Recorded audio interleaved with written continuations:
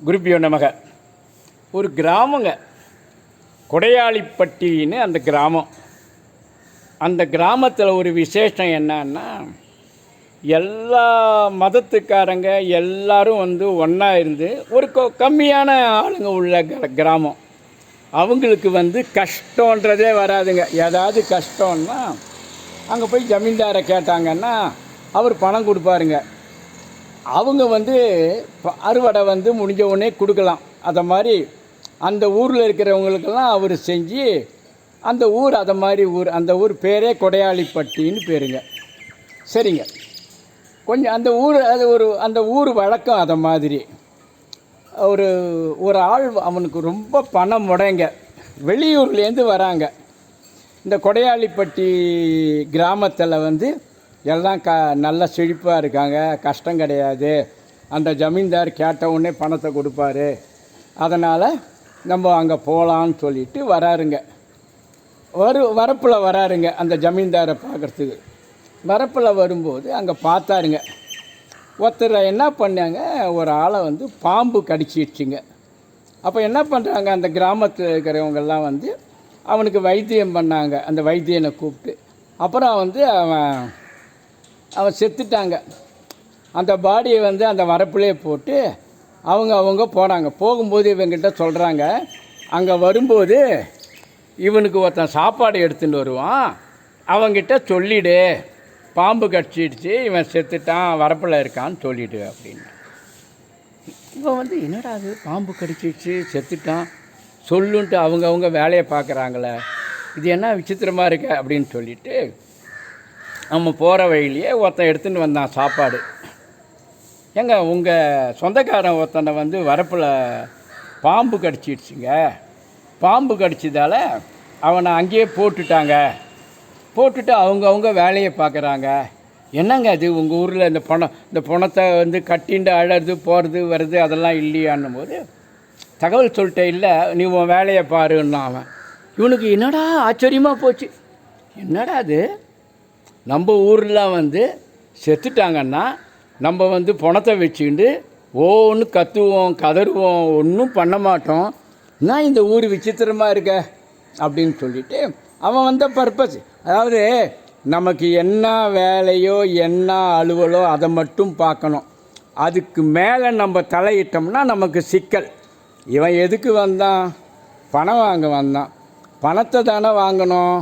அதை விட்டு ஜமீன்தாரில் கேட்டான், ஜமீன்தார் பணம் கொடுத்தாரு. அவனுக்கு பாருங்க, அதோட வாங்கி வந்திருக்கலாம். இல்லை, எனக்கு ஒரு மனசில் ஒரு உறுத்தல் இருக்குது ஜமீன்தாரன்னு. பாருங்க, இவனுக்கு சரியில்லை. நம்ம அலுவலை மட்டும்தாங்க பார்க்கணும்.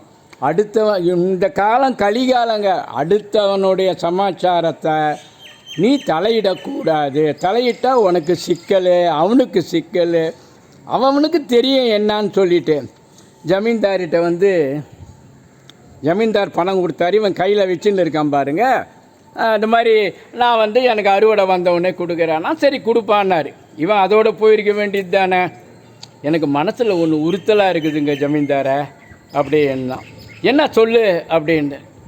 என்ன உங்கள் ஊரில் இப்படி இருக்குதே, என்னப்பா என்னாரு, வரப்பில் ஒருத்தன் பாம்பு கடிச்சு, ஆமாம் பாம்பு கடிச்சதுன்னா என்ன செத்து போயிட்டான். சரி, அவங்க அதை அந்த பணத்தை அப்படியே வரப்புலேயே விட்டுட்டு அவன் வேலையை பார்க்குறானே. உங்கள் ஊரில் எங்கள் ஊரில் அப்படிலாம் கிடையாதுங்க. எங்கள் ஊர் எப்பேற்பட்ட ஊர் தெரியுமா? அவன் பாருங்க, உங்கள் ஊரில் பணம் வாங்க முடியாமல் தான்டா என் ஊருக்கு வந்தேன்னு அவர் பார்த்தார். சரி, உங்கள் ஊரில் என்ன பண்ணுவீங்க, அந்த பணத்தை வச்சுட்டு நாங்கள் அழுவோங்க, எல்லோரும் கூடி கதறி அழுது சொந்தக்காரங்கள்லாம் வந்ததுக்கப்புறம் கொண்டு வைப்போங்க அப்படின்னா. கபால்னு பணத்தை பிடிங்கினாங்க. டேய், பணத்தையே கட்டிண்டு அழறிய, நீ என் பணத்தை கொடுப்பியா நீ அப்படின்னு சொல்லிட்டு ஜமீன்தார் பணத்தை பிடிக்கினாருங்க. இவர் வாயில் வாஸ்து இவருக்கு சரியில்லை. இன்னும் ஒரு சின்ன கதை ஒன்று சொல்கிறாங்க.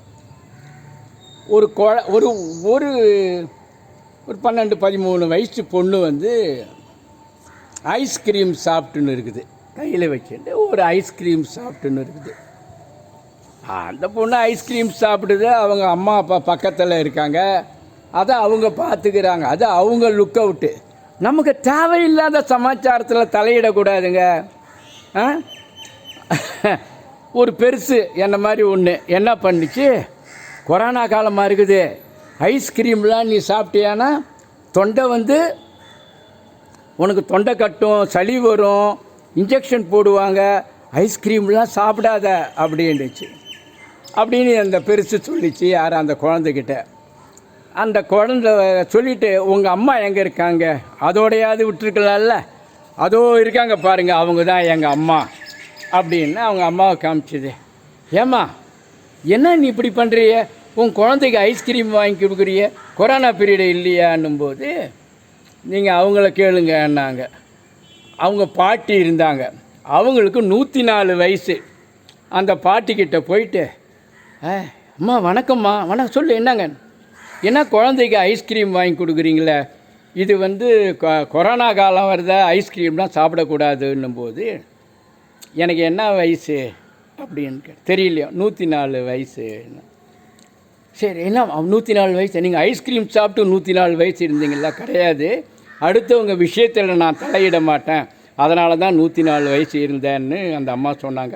இது எதுக்கு சொல்கிறேன்னா, நமக்கு சம்பந்தம் இல்லாத விஷயத்தில் தலையிடக்கூடாதுங்க. உங்களை அடுத்த வீடியோவில் பார்க்குறேன். நன்றி, வணக்கம். ஹர ஹர ஹர ஹர மகாதேவ்.